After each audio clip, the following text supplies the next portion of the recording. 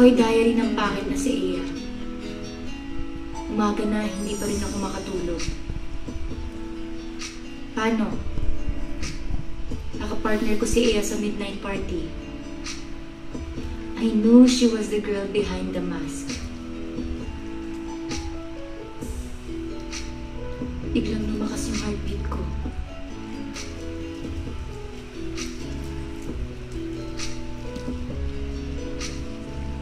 Ang weird pero bakit ako nagkakaganito? Siguro nagsimula ito nung nagkasama kami sa hospital or sa student council room.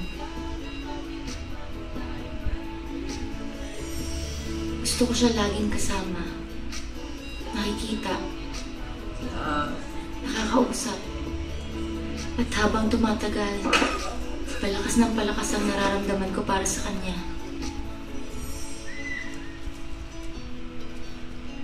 Sa ball, nasabi ko ang nararamdaman ko. She's not my type. Hindi rin siya kagandahan. Pero siya ang nagpapaganda ng mundo ko.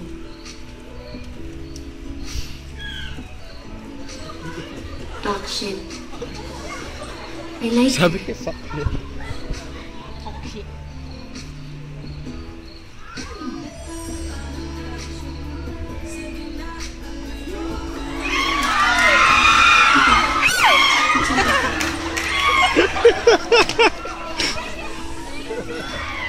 Listen, mas gusto mo bang magsulat ng fantasy mo?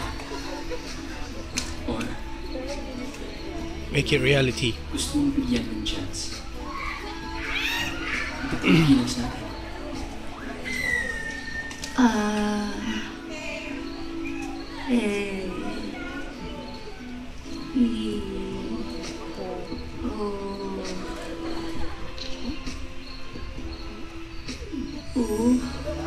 Aya,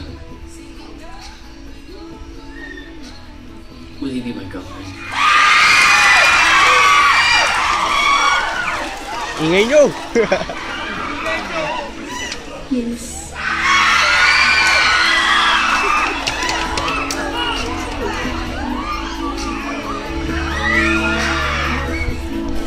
Ganyan kami.